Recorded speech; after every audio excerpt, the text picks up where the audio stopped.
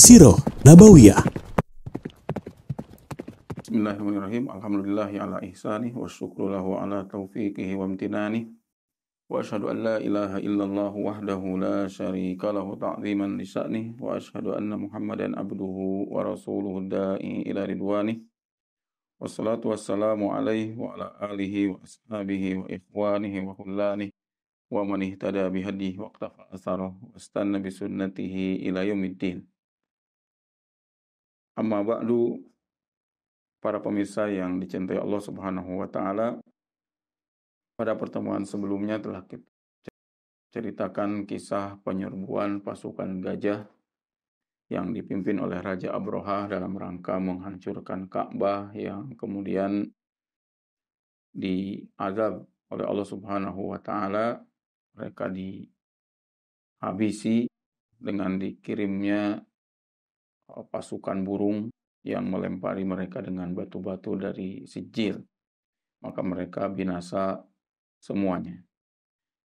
Pada pertemuan ini akan saya sampaikan tentang hikmah-hikmah yang bisa dipetik dari peristiwa penyerbuan pasukan gajah tersebut, sebagaimana yang disebutkan oleh penyusun kitab, Dr. Zaid bin Abdul Karim Al-Zaid. Di antara hikmah terjadinya peristiwa tersebut, yang pertama, peristiwa ini mengangkat kedudukan Quraisy di kalangan bangsa Arab, menjadikan orang Quraisy ini semakin dihormati, dimuliakan, dianggap kepala oleh mereka yang harus dituruti.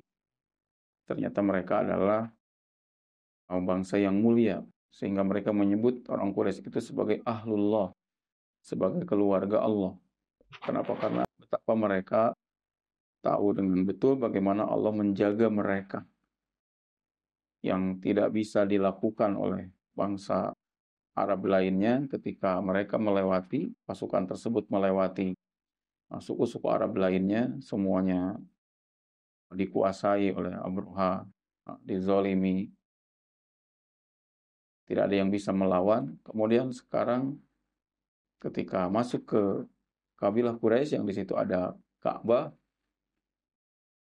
ternyata Allah Subhanahu wa Ta'ala membela mereka, menjaga mereka.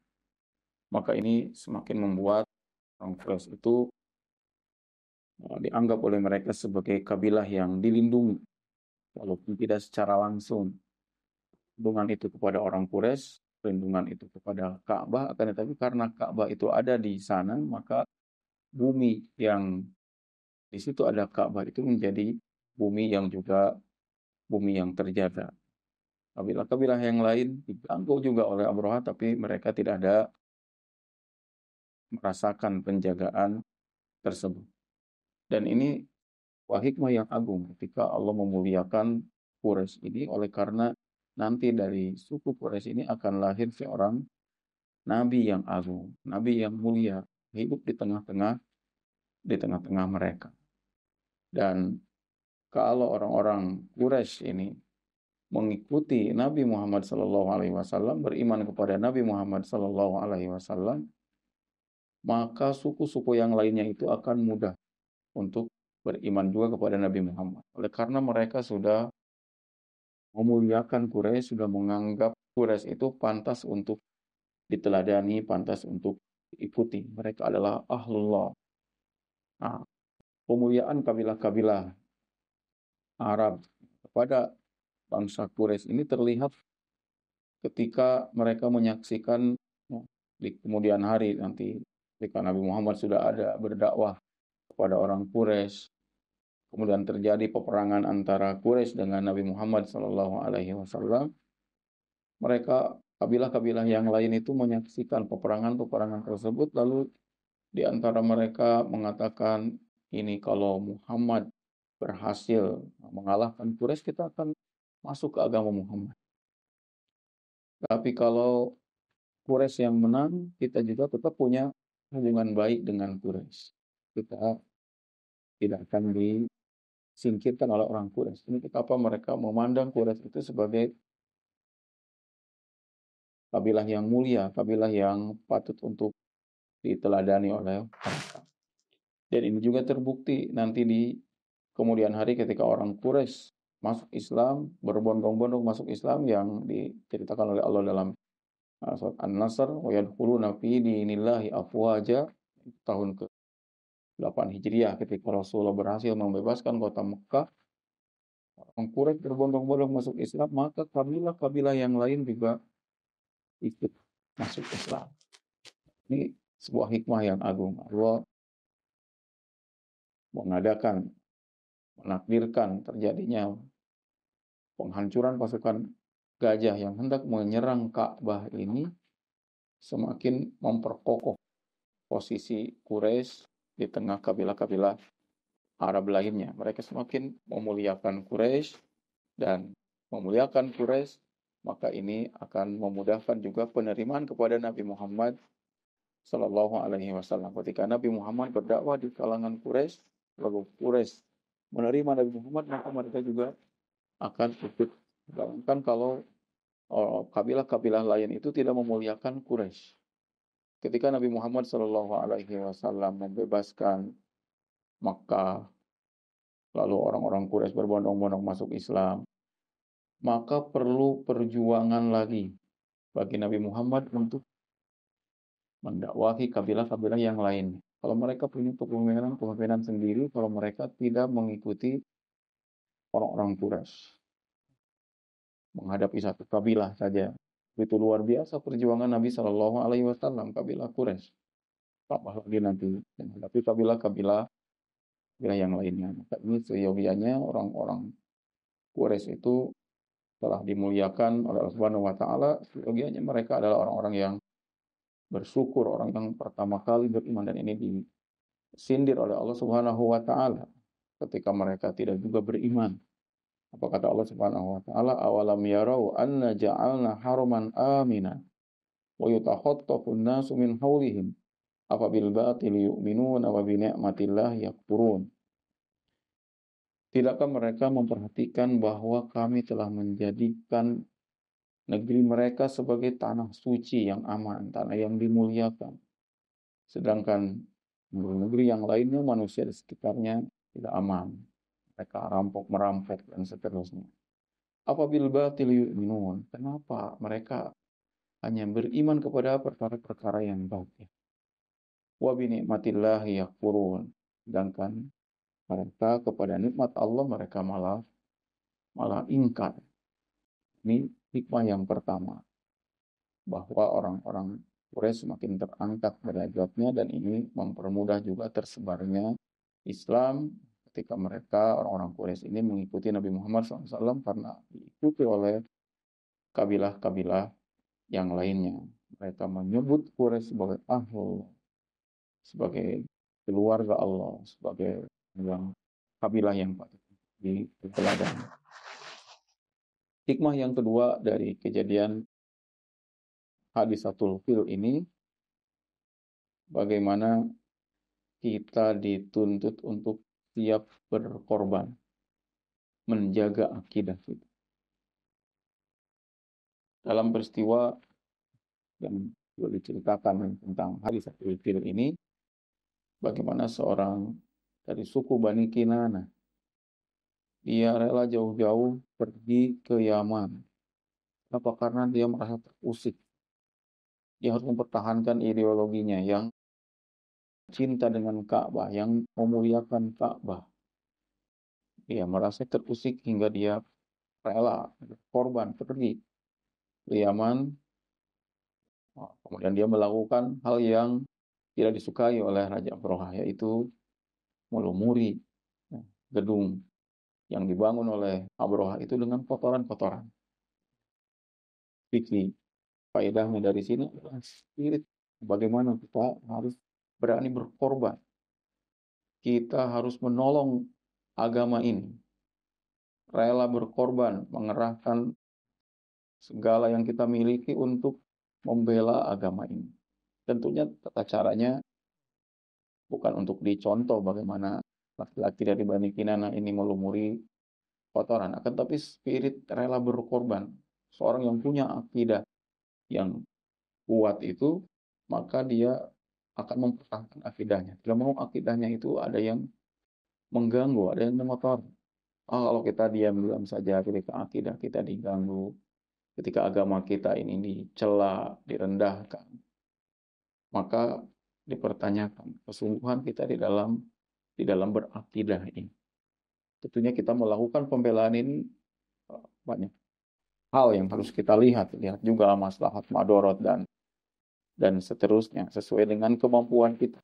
Tetapi mu'alif di sini menunjukkan peristiwa seorang dari Bani Kinanah tadi ini sebagai dorongan juga bagi kita bagaimana kita seyogyanya kalau benar memiliki akidah, kita percaya dengan agama ini, benar-benar beriman kepada Allah Azza wa Jalla, maka hal-hal yang mengganggu keimanan itu kita harus singkirkan, kita harus jauhi, kita berjuang untuk menjaga agama ini. Kemudian yang ketiga hikmahnya dari kejadian tersebut, dari kejadian hadis ribuan pasukan gajah, kita melihat bagaimana bangsa Arab itu mereka tidak punya kekuatan sebelum Islam. Kenapa tidak punya kekuatan? Karena mereka berpecah belah. Mereka saling mengganggu dengan tetangga. Mereka hanya membela kesukuan masing-masing. Fanatisme golongannya benar-benar kuat. Mereka baru memiliki kekuatan ketika mereka sudah memeluk Islam. Kita lihat bagaimana mereka, bangsa-bangsa Arab itu padahal sedemikian banyak dilewati oleh pasukan gajah, tidak ada satupun yang bisa melawannya. Karena masing-masing ada persatuan di antara mereka. Dan kelak yang akan menyatukan mereka dan memuliakan mereka adalah ketika mereka telah berpegang dengan Islam. Maka tidak benar kalau fanatisme itu hanya karena kesukuan, hanya karena sama-sama Arab, disebutkan Arabisme. Sedangkan Al-Quran tidak ada yang mengisyaratkan untuk mengagungkan kesukuan sedikit. Panggilan Allah Subhanahu wa taala adalah ya ayyuhalladzina amanu, wahai orang beriman, wahai orang kafir, wahai orang manusia, wahai orang-orang, wahai kalian manusia. Tidak menyebut kesukuan, wahai orang Arab, wahai Banu Kinanah dan seterusnya. Ini mengisyaratkan bahwa mereka harus bersatu, bukan mengedepankan kesukuan semata. Maka ini juga jadi pelajaran baru kita. Apa yang harus kedepankan, yang memuliakan kita adalah ketika kita berpegang dengan Islam, bukan semata-mata dengan kesukuan, apalagi semata-mata dengan ormas, organisasi, dengan partai, tapi bagaimana kita memuliakan Allah Subhanahu wa taala, meninggikan kalimat Allah Subhanahu wa taala. Kemudian hikmah yang keempat dari kejadian peniruan pasukan gajah ini adalah urgensi ketawakalan. Ini terlihat dari sikap Abdul Muthalib. Walaupun saat itu musyrik, tetapi pelajaran ketawakalan bagaimana seorang muslim itu penting menyerahkan segala sesuatunya kepada Allah Subhanahu wa taala. Ketika dia mengatakan saya hanya pemilik unta, sedangkan Ka'bah ada pemiliknya sendiri yang akan menolong. Bagaimana tawakalnya, menyerahkan segala sesuatunya kepada Allah Azza wa Jalla. Dia tahu Allah melindungi, menolong. Ini seharusnya lebih dipegang lagi oleh kita seorang yang beriman. Kita bukan berkategori syirik. Abdul Muthalib masih dalam keadaan syirik saat ini. Akan tetapi mereka percaya kepada Allah Azza wa Jalla, mempercayakan. Sebut kepada orang umumnya, orang jahiliyah juga mereka adalah percaya kepada Allah Azza wa Jalla. Tetapi mereka tetap berada di dalam kesyirikan oleh karena mereka tidak mentauhidkan Allah Subhanahu wa taala dalam ibadah mereka. Itu kita yang mentauhidkan Allah Subhanahu wa taala dalam ibadah kita seyogianya harus lebih bertawakal lagi kepada Allah Subhanahu wa ta'ala, percaya bahwa Allah akan menolong kita. In tansurullah yansurkum wa yutsabbit aqdamakum. Jika kalian orang beriman menolong Allah, maka Allah juga akan menolong kalian dan akan mengokohkan kaki-kaki kalian. Kita juga percaya bagaimana Allah Subhanahu wa taala alam yaj'al kaidahum fi tadbir. Bukankah Allah telah menjadikan upaya mereka menghasilkan Ka'bah itu menjadi sia-sia. Benar-benar peran Allah Subhanahu wa taala, ada peran makhluknya. Orang Quraisy juga meyakini hal tersebut. Mereka menyaksikan dengan mata kepala sendiri bagaimana Allah menjaga Ka'bah. Tidak ada satupun yang mengingkari. Makanya surat Al-Fil ini diawali dengan kata alam. Tidakkah kamu melihat? Kitabnya kepada Nabi Muhammad SAW. Alam taro. Tidakkah kamu melihat? Bagaimana Allah memperlakukan Ashabul Fil. Padahal Nabi Muhammad tidak melihat. Karena kejadiannya sebelum kelahiran beliau. Akan tetapi penggunaan kata tersebut menunjukkan bahwa seolah-olah Nabi juga melihat. Kenapa Nabi seolah-olah melihat dengan mata kepala sendiri? Oleh karena cerita tentang hal tersebut, cerita tentang Ashabul Fil ini begitu berkembang di masyarakat, semuanya bercerita, semuanya meyakinkan seolah-olah Nabi Muhammad melihat dengan mata kepala sendiri. Orang Quraisy yakin betul, tahu betul dengan kejadian tersebut, sehingga yang mendengar cerita dari mereka juga seolah-olah melihat. Taro kaifa fa'ala rabbuka bi ashabil. Kemudian hikmah yang kelima, ketika Abdul Muthalib melontarkan perkataannya, sesungguhnya Ka'bah ini memiliki Rob yang akan menjaganya. Ini bukan berarti Abdul Muthalib bermaksud untuk berlepas diri dari tanggung jawab. Akan tetapi ini sebuah peringatan yang tegas kepada Raja Abraha yang beragama Nasrani, bahwa ketika kamu mengganggu Ka'bah ini, kamu sedang berhadapan dengan Allah. Bukan berarti ingin berlepas diri. Karena ketawakalan itu bukan berarti menghilangkan melakukan al-asbab, melakukan sebab-sebab. Akan tetapi kita juga harus dengan yakin mengatakan bahwa Allah akan menolong, bahwa Allah akan membela sesuai dengan janji-janji Allah Subhanahu wa taala. Kita juga ketika memberi peringatan kepada yang lain tentang pelanggaran-pelanggaran, Allah Maha melihat. Ketika kita mendorong orang untuk membela agama Allah, Allah pasti akan menolong kalian. Ini sesuatu yang harus diyakini, bukan kemudian kita meninggalkan al-asbab. Tapi ini sebuah peringatan kepada lawan, jangan macam-macam ketika mengganggu orang-orang yang beriman kepada Allah Azza wa Jalla. Kita juga katakan demikian. Nah, Abdul Muthalib mengingatkan ini, Ka'bah itu Baitullah. Jangan macam-macam mengganggu rumah Allah. Maka kalau ada ancaman-ancaman seperti itu dari Nabi kita Muhammad SAW, seharusnya membuat kita gentar, membuat kita segan. Siapa yang berani melawan Allah Azza wa Jalla? Kalau ada ancaman dari Rasulullah, man adali waliyan faqad adzantuhu bil harb. Barang siapa yang mengganggu waliku, maka aku umumkan perang terhadapnya. Ini ancaman yang tegas kepada orang-orang yang mengganggu orang-orang yang soleh, orang yang ilmu, orang yang soleh, ahli ibadah diganggu oleh mereka sama dengan menantang Allah Azza wa Jalla. Ketika Rasulullah mengatakan orang yang pelaku riba itu dia menantang perang, karena Allah menantang perang kepada mereka. Maka pelaku riba ini sama dengan menantang Allah Azza wa Jalla. Jangan seperti Abraha yang diancam dengan perkataan Abdul Muthalib tadi, kamu berhadapan dengan Allah. Ka'bah itu punya Rob akan menjaganya. Tapi dia mengatakan tidak ada yang bisa menghalangi saya. Pelaku riba, orang yang mengganggu ulama, orang yang mengganggu wali-wali Allah Azza wa Jalla, hal tahu ini adalah orang soleh, ini adalah wali-wali Allah, tahu bahwa Allah akan membela, bukan semuanya ini perilakunya seperti perilaku Abraha yang dia tidak peduli walaupun ini dikatakan sebagai milik Allah Jalla, akan dibela oleh Allah, dia tetap maju untuk mengganggu Ka'bah tersebut.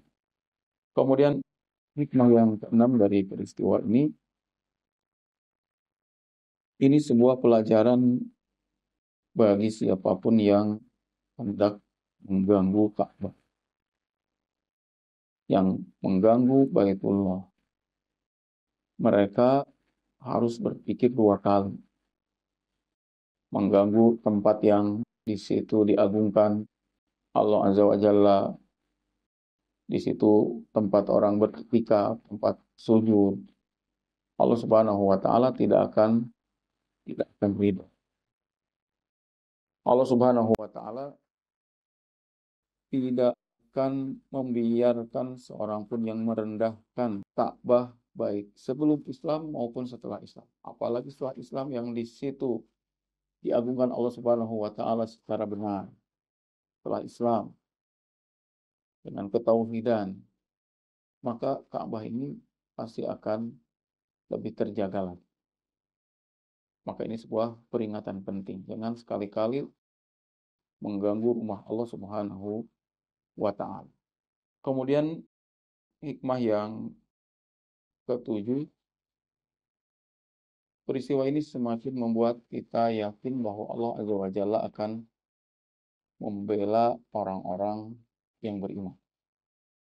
Jika Allah Subhanahu wa taala menjaga Ka'bah ini sebagai Baitullah, maka Allah juga Maha mampu untuk menjaga orang-orang yang menjaga Baitullah, orang-orang yang menjaga syariat Allah Azza wa Jalla, orang-orang yang berjuang di jalan Allah Subhanahu wa taala.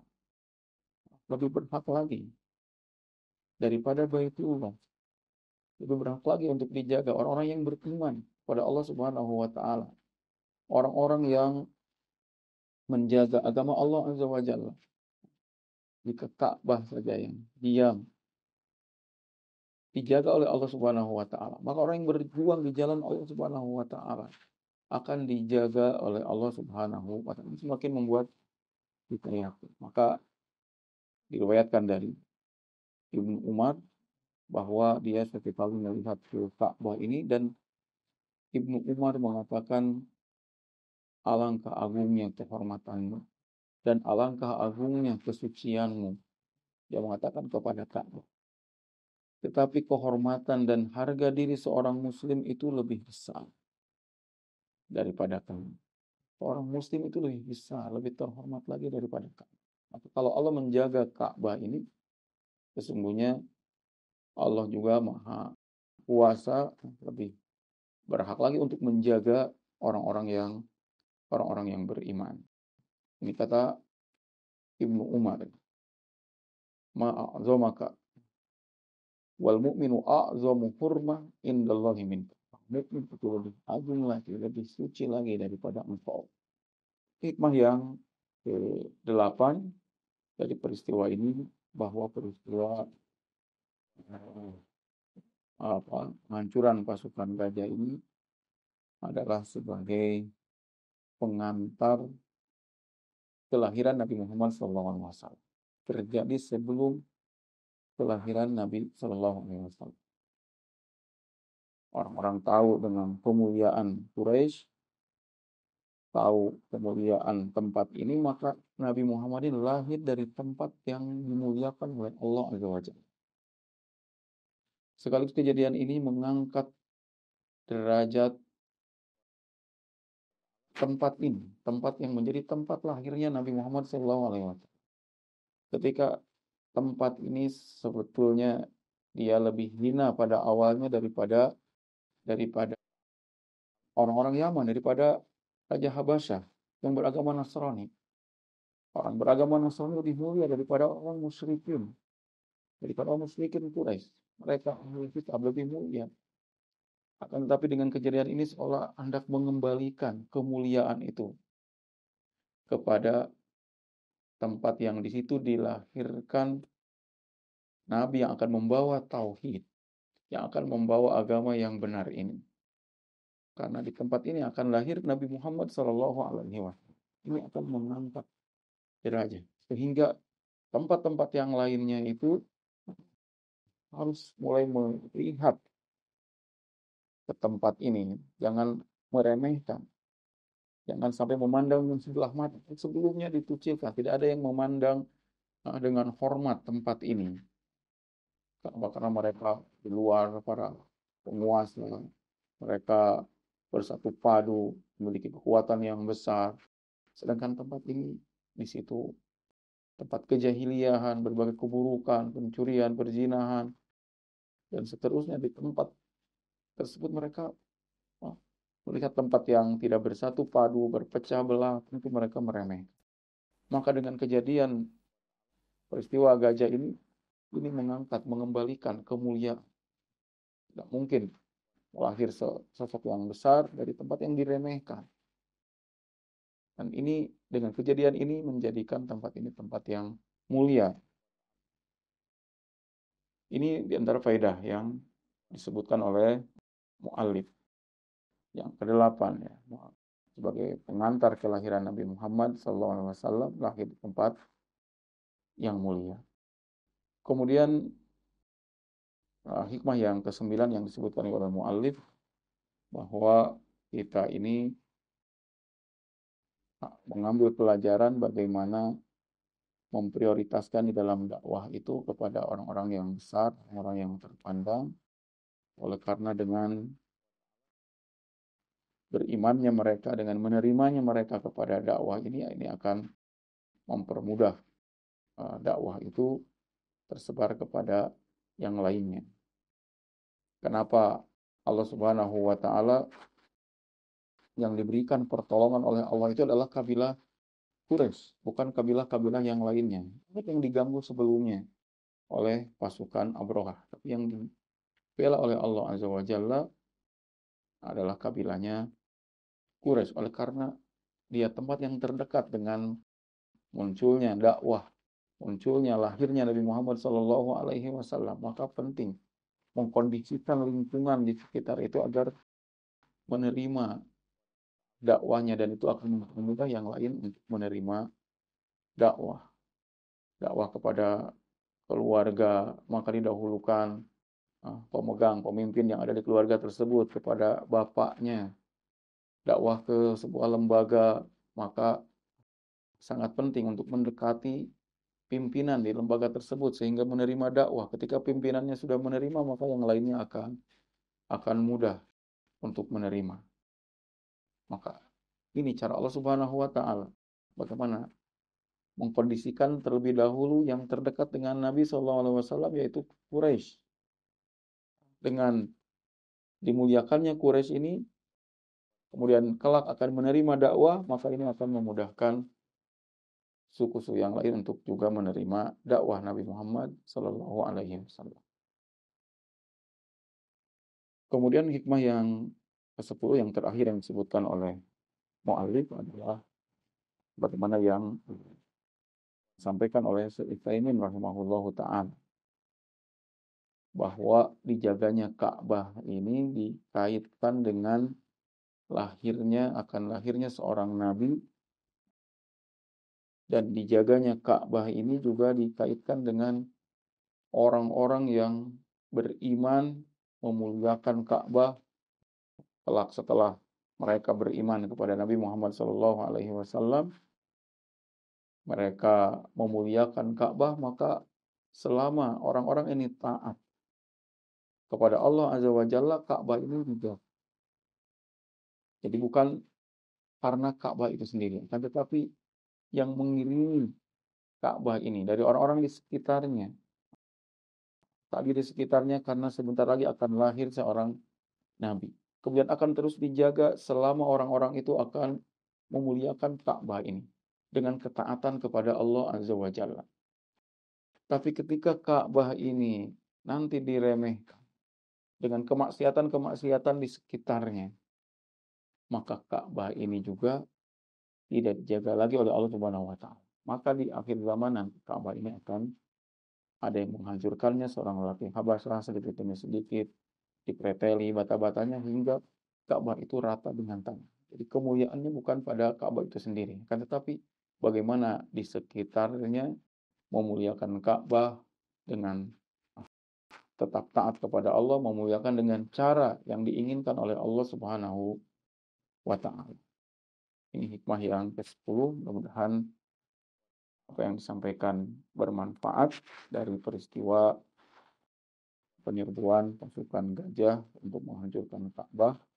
Kemudian 10 faedah, 10 hikmah yang disebutkan oleh Dr. Zaid bin Abdul Karim, kurang lebih tadi apa yang telah saya sampaikan.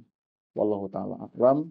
Subhanakallahumma rabbana wa bihamdik asyhadu an la ilaha illa anta astaghfiruka wa atubu ilaik. Assalamualaikum warahmatullahi wabarakatuh.